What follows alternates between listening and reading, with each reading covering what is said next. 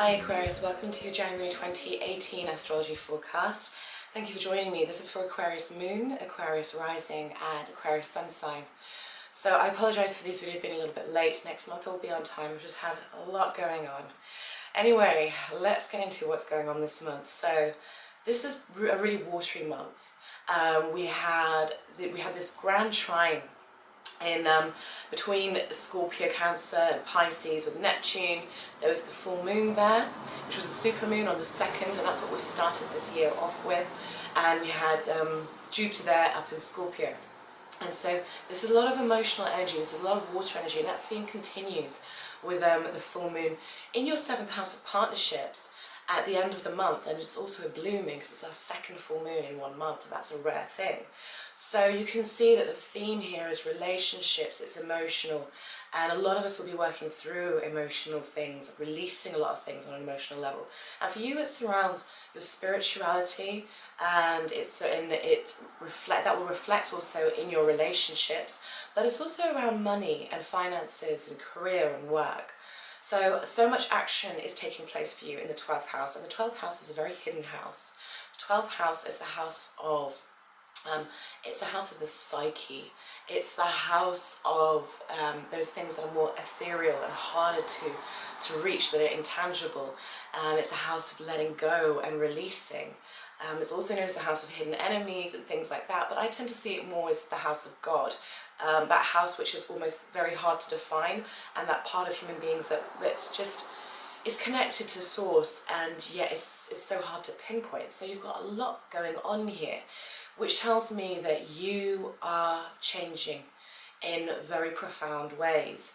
You are going through some profound experiences and shifts, and I feel like, you know, Saturn's gone into that house now. Saturn's gone into Capricorn, where it was in Sagittarius in your 11th house.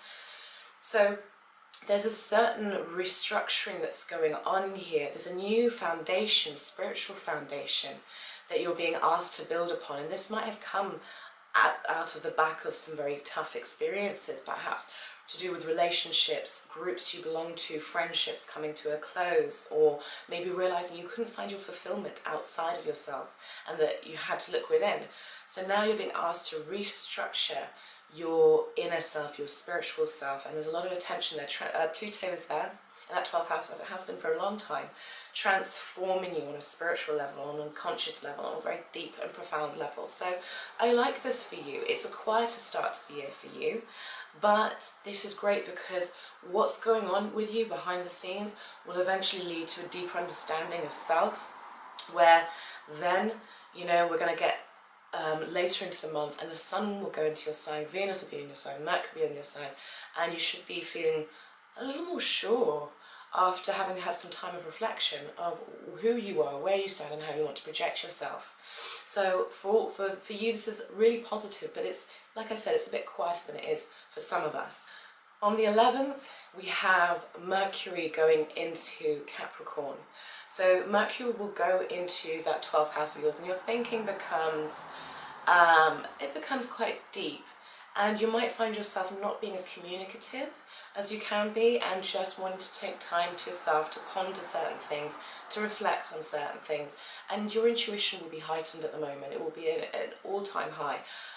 Mars and Jupiter conjuncting there in your 10th house of career, and it being in Scorpio is saying that you can trust your instincts when it comes to work, when it comes to any hunches you might have about the work you do, career, your public persona, money matters as well. Trust your instincts. You're very highly intuitive right now, and you would be wise to follow whatever it is your intuition is telling you.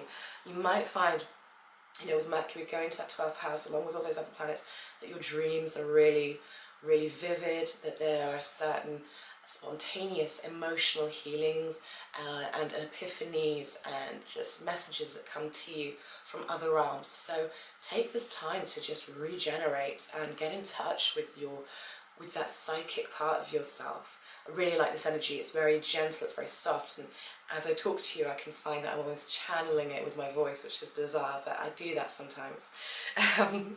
Right, we have Jupiter in your 10th house, sextiling Pluto, which is in your 12th on the 16th. So this is really positive energy. Once again, it's saying trust your instincts. Trust your instincts for growth.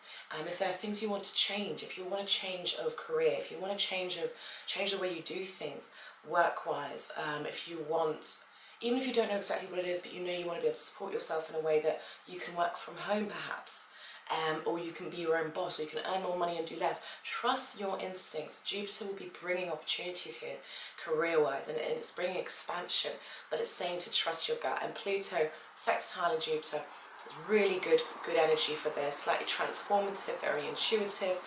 There should be opportunities that come out that will be really supportive. We have a new moon on the 17th, the day after, in your 12th house. So all of the energy that's in the 12th house builds up to this new moon.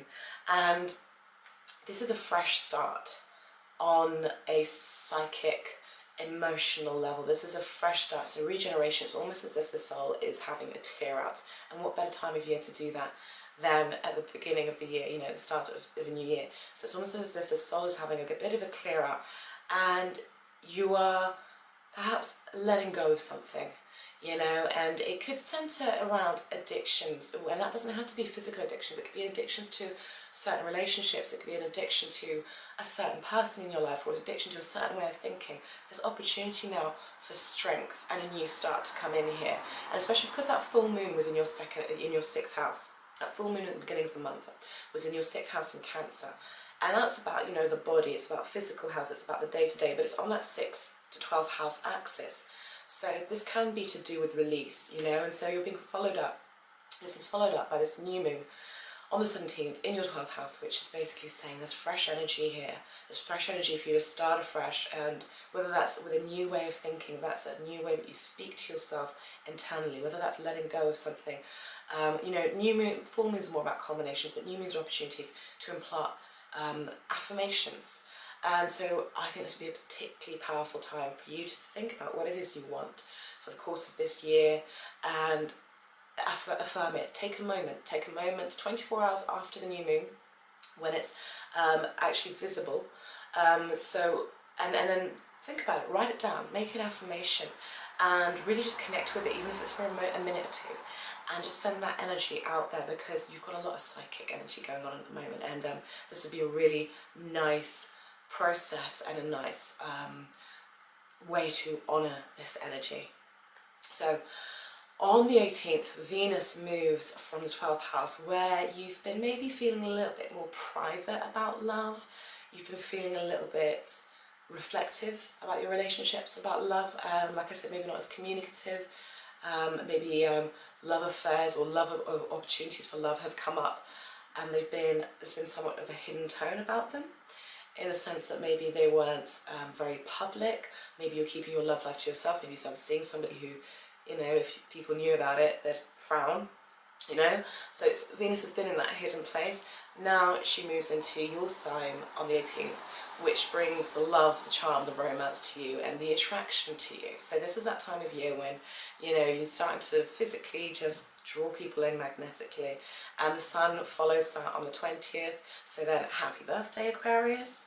And so this is that time of year when you're just shining. It's more about self-expression, it's about beautifying yourself, it's about changing your appearance if you want. It's about looking at how you express yourself. It's about your goals, your dreams, what you want. And there's nothing wrong with being a little bit self-concerned at this time of year. You know, this is what this time of year is about for you. What do you want? How do you come across? Do you want to do a makeover? Great time to go for it if you do. Then this is followed by Mercury then on the 31st. So, and I just want to say actually before that, on the 26th, Mars moves from your 10th house in Scorpio to then your 11th house in Sagittarius. So this has you wanting to connect with people, wanting to network. You're thinking about your goals and dreams, and you're probably actively pursuing how you can make dreams and long-term goals come true. And this will have you busy networking, communicating, that kind of thing. So that kind of supports that energy of you suddenly feeling a little bit more confident, coming out of that 12th house shell a bit, and attracting people. So you can attract really good opportunities. You can attract people who want to help you, you know, and this could see you partnering up with a friend or with groups to implement whatever ideas that it is you have, whether they be hobbies, or if it's on a work level, or if it's a humanitarian cause. So then we finish the month with, like I said, Mercury entering your signs. This will have you feeling a lot more kind of verbal, a lot more expressive, a lot more, it'll bring the communication to you as well. You're probably likely to get a lot of people contacting you, coming to you for different things. And also on the same day we have this full moon in your 7th house. So now you're starting to see where the energy is shifting from the 6th and 12th house axis to the 1st and 7th. So this is about you and other people. This is about your one-to-one relationships. And this full moon in Leo is a total eclipse. And this is a really, this is a very powerful energy. And it's in your 7th house of one-to-one partnerships, business partnerships, whether that be romantic. It's your one-to-one relations with people. So the focus is, you see how the focus starts to come on you, and then suddenly it becomes about other at the end of the month. Now this could mean that something happens with a significant other in your life that causes some sort of a shift in your relationship. Perhaps it's a period of readjustment, something comes to light that suddenly you have to work around, but in the long run it could make you much stronger. Or this could be at a point where you kind of go, you know what, I'm realising what I want and what I need, and this isn't working for me, and you decide to let it go. The thing about full moons, this thing about lunar eclipses, is that the moon will be eclipsed, and so its light will disappear. And what happens in that is it almost creates this vacuum. So it creates this opportunity for whatever is dead weight in that house to almost be sucked out, and a fresh beginning to emerge afterwards. And full moons lunar eclipses work themselves out for a good 6 months. So you might see over the next 6 months how what you want from a relationship, or maybe the type of partner you're attracting, or how you show up in partnership, really starts to change over the next six months due to some big realizations that you've been having that are likely to have begun on a spiritual kind of level. So this is very psychic energy, but it's really about going with the flow. You know, like I said, it's a watery month, so for a lot of us it's about flowing with that energy, and if you can, I think it would do you really well. This month we've got all the planets direct after the 2nd, Uranus in that 3rd house of yours in Aries will be moving direct after the 2nd, so it's a good time for positive reform, for positive change, to make plans and to actively pursue them. Don't push yourself too hard at the beginning of the month, perhaps wait until the 20th when you'll be starting to feel a little bit more energized, and yeah, I think, you know, things are really in good stead, and this is setting you up for quite a powerful year. So thank you so much for listening to me, Aquarius. I'm really enjoying all your comments, and I'm loving interacting with you guys. Please come and find me on Instagram at anushkakakaka, and I will see you next month, and I will be on time. Until then, take care. Bye bye.